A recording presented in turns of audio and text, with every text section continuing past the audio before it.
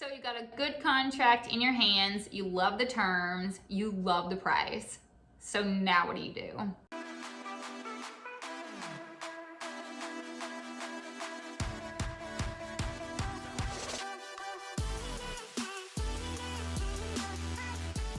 So you received a great contract with agreeable terms and prices.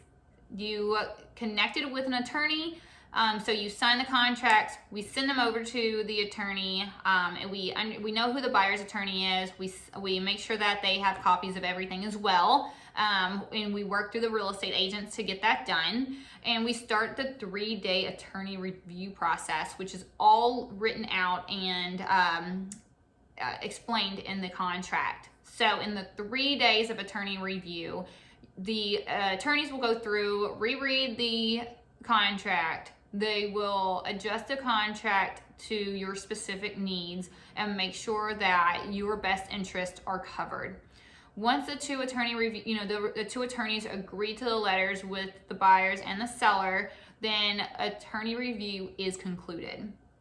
At that time, the buyer has 10 days to get a home inspector into your home and to review and look over the process and look over the home. And they're going to be walking through your entire home and just getting the buyer familiar with the home.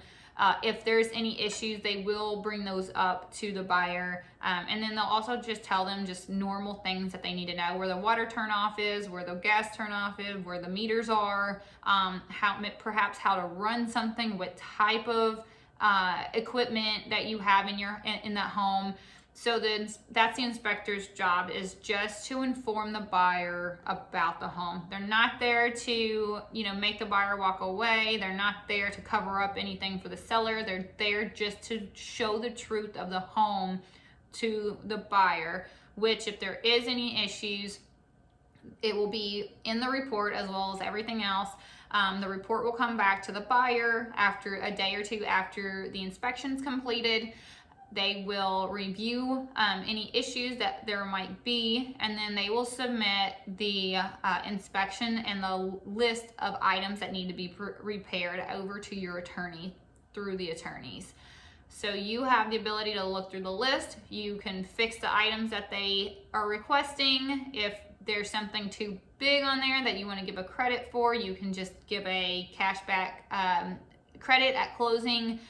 You could even agree just to negotiate through those terms and say, I'll pay half of it if you pay the other half, depending on the motivation around the selling and buying of this home. So after you get done with the inspection phase and all of those completed, and the issues have been addressed or agreed to that they're going to be fixed, then the mortgage process starts. And it probably started beforehand, going ahead and filling out the mortgage application and submitting those documents, and then having the appraisal ordered. And then the appraiser comes, and that's the next step that you as a seller will need to know, because someone else will be coming into your home to review and to just see what the condition of the home is in, see it, just like I had to whenever I valued your home. Then, I had to see it firsthand, so does the appraiser. So the appraiser comes in, they'll probably take some measurements, they might take a sketch of the layout, and then they'll take photos. Then they're gonna run their own comp analysis on that home and then submit it back to the mortgage. Now, this is going to be necessary to get their mortgage commitment and then be clear to close, because the mortgage company's only going to give a loan of the value of the house, and they will not give more. So in the instance that your home appraises less than what the contract price is, one of three things can happen. One, the buyer can bring the money to cover the cost of the difference. Two, the seller can come down to the price of the appraisal. And three, you can negotiate somewhere in between, where the buyer brings the money and you reduce your price some, and you come to an agreement there, and then you can move forward. So at that time, once the appraisal's done, they're also going to be running the title search. Here in New Jersey, that title search is paid for and conducted by the buyer side. And then the attorneys usually, unless the buyer has a preference, the attorney usually has a title company that they use often, and that will run the title search for them. So at that time, we have the title search going. We already did the home inspection. We did the appraisal. And now we're looking at the mortgage commitment to be issued to the buyer. And once that mortgage commitment's issued, that's just saying that they do check out. Now they're going to make sure that all the contingencies for the mortgage have been, taken place, to get the clear to close, which are typical things like final addendums, final bank statements being being sent over for review, and then home insurance has been paid for and submitted, things like that, of that nature. For the seller, on the seller side, a couple things will definitely need to happen before closing. And the next step is for the seller, after all of this, typically I'd say after the appraisal, then we're going to want to go and get your smoke certificate. And that is through every town. That's going to be a cost, usually under $100, through the town that you live in. So for us, in like Ocean County, every town's different, and the same thing with Monmouth County. But like, say Ocean County is what we're talking about. Point Pleasant Beach has somebody that comes in through the town and inspects the home, and so does Point Pleasant. But Toms River and Barnegat, they have right now, because of COVID, they have an affidavit. So you literally can go through, say that you have everything that everything that is required through the Fire and Safety Board, that your home is up to date on the smoke alarms, the carbon monoxide alarm, and the fire extinguisher. If you are, agreeing that everything is up to date, then you literally can sign this document and do it all virtual. So those are some differences in different towns. So everyone's different, and I would be the one who kind of goes through that, and sends you maybe the link, or gives the town a call and see what the right thing to do and the easiest way for you to proceed forward. And then at that point, I send you the information and just tell you, follow these directions, contact the town the way they're requesting, and get your smoke cert. In most of the towns in Ocean County, they do not have a certificate of occupancies for resales, only if you have a new construction. And so most of the towns do not have a CO inspection, but that is something else that I look for through the towns whenever, I'm doing my due diligence for my sellers, is that to ensure that you don't have more inspections than just that smoke cert that needs to be done at this point. So after that smoke cert's done, and you send that over to the attorneys as well, which they'll give to their title company, or maybe, or the agent will give the smoke cert to the title agency for the clear to close file.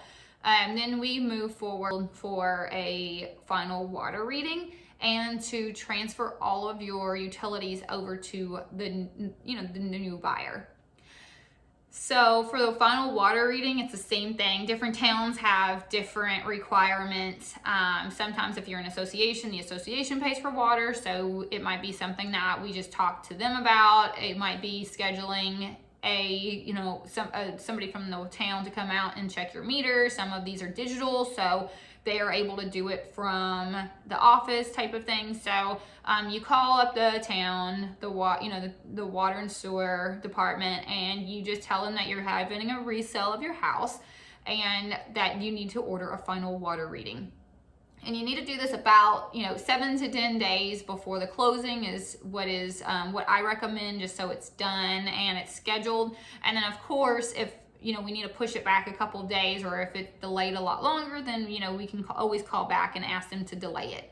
At that point in time, we also go ahead and call the utilities, the gas and electric, and you just call them and say, hey, I'm going to be closing on my house, we're selling, I'm going to be transferring the utilities over to the buyer, and you just give them that information.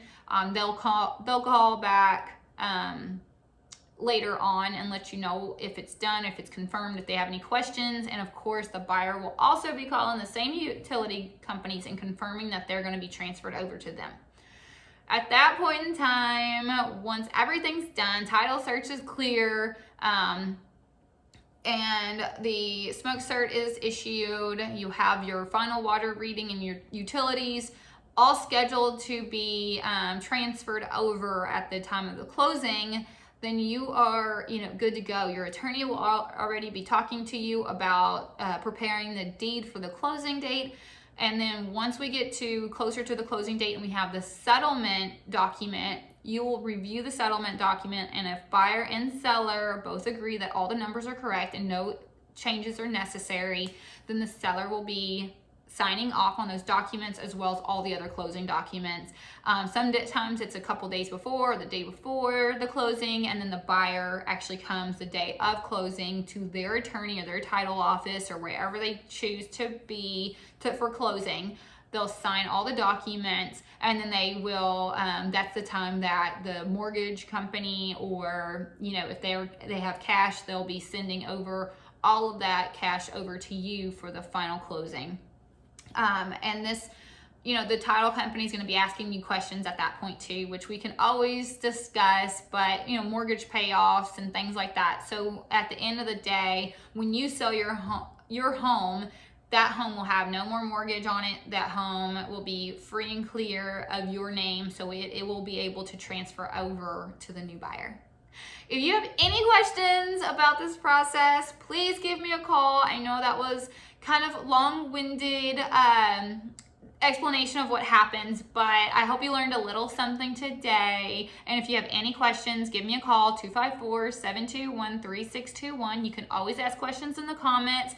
Reach out to me. However, I would be happy to help go through the process and give you my checklist that I give all of my clients to go through, that we work through together for every specific closing that I do with the buyers and sellers. And we walk through that checklist, make sure everything's done and everyone knows that where we are in the process.